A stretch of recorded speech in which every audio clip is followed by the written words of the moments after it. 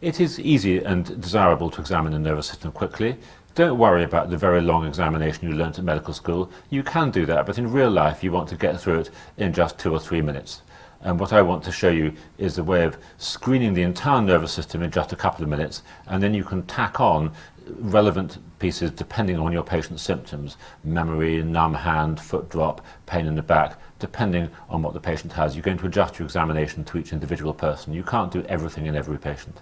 I like to break it down into legs, arms, face, and on the couch.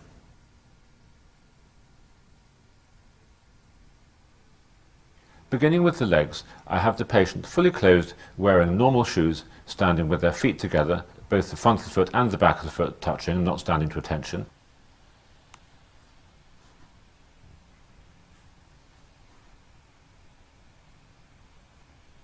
Please can you stand with your feet together and close your eyes. You need to be ready to catch the patient, because if they have got Rombergism, they go down like a Del Boy in a bar, which is not such a good thing to do. If they can do that, the next thing to do is a tandem gait, or heel-toe walking, which is actually a rather more sensitive test that patients find a little bit easier. If they can't do that, then they're in a bit of trouble with their balance.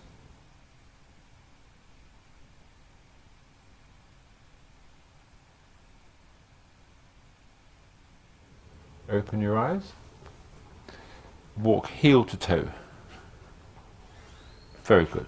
Then I move on to sneakily, without telling the patient what I'm doing, testing the power of plantar flexion with them walking on tiptoes, and the power of dorsiflexion with them walking on their heels.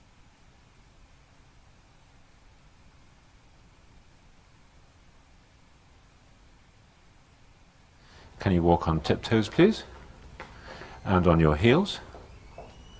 And it feels to the patient like you're testing balance, but really you're testing muscle power. It's good to be sneaky and not say what you're testing. That way you get objectivity.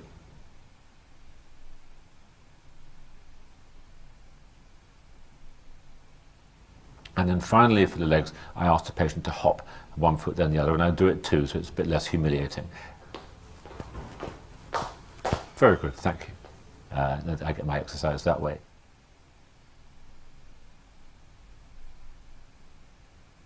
Then I move on to the arms.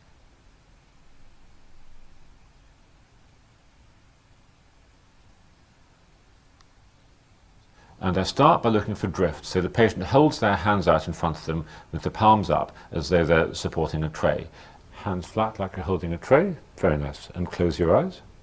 Keep the hands where they are for a moment. And ideally there should be no movement of the arms. The arms should not move downwards or upwards or rotate inwards. That means there's something the matter, usually with the brain. And if the hands stay in the right place, which in most people they do, I then move on to test both sensation and cerebellar testing coordination. So with the patient with their hands out, I usually, and their eyes closed, I will touch one middle finger and ask them to touch their nose with that, and then in the other hand I'll go for the ring finger and get them to touch the nose with that.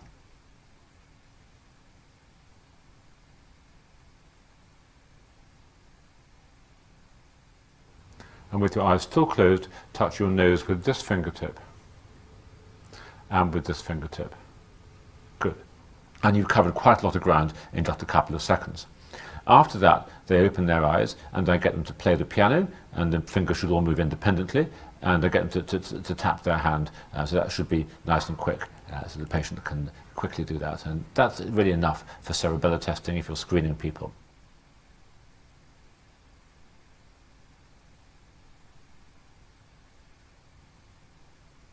Play the piano, tap your hand, quick, lovely, other hand. Very good. Then I move on to muscle tone, which is quite easily done, looking for a supinator catch as you rotate the arm to and fro. And then you can quite quickly look for cogwheel rigidity, where you wind the wrist around with one hand, and then the patient waves the contralateral hand about.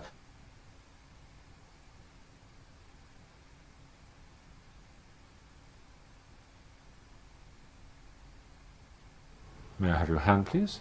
Let it go loose and floppy. Now lift your left hand in the air and put it down, and lift your right hand in the air and put it down. That's good, thank you. And that will bring out cogwheel rigidity, which is quite a subtle sign in Parkinson's disease. After that, I finished with the hands.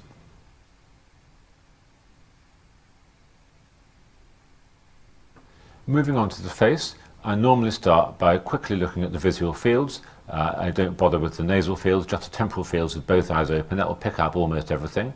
And then I look at eye movements.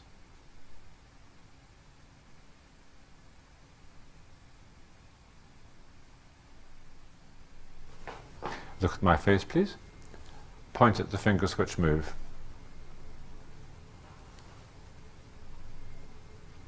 Look at my finger, keep your head still, follow the finger.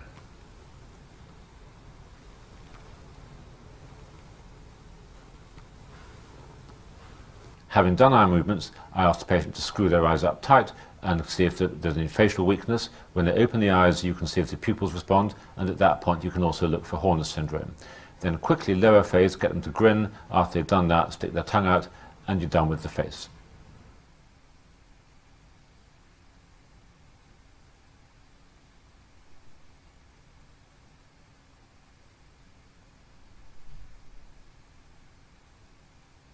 After that, the patient lies on the couch, and this is of course what most people think of as the neurological examination. It's the bit that tends to get done by most doctors, and so the patient has their shoes off, no other clothes need to come off, and you look at the fundi, and you do the tendon reflexes in the arms and the legs and the plantar responses.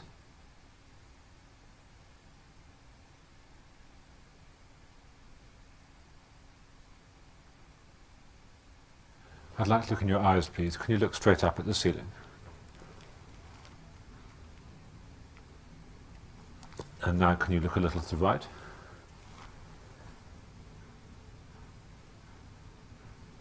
Thank you.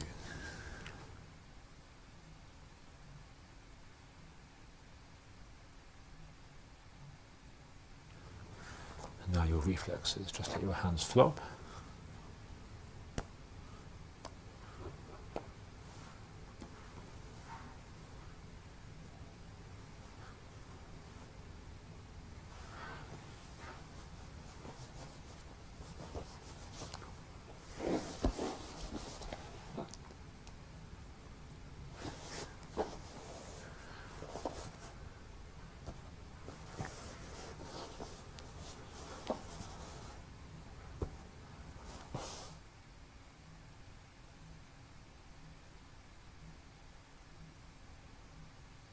And finally, you won't like this bit very much.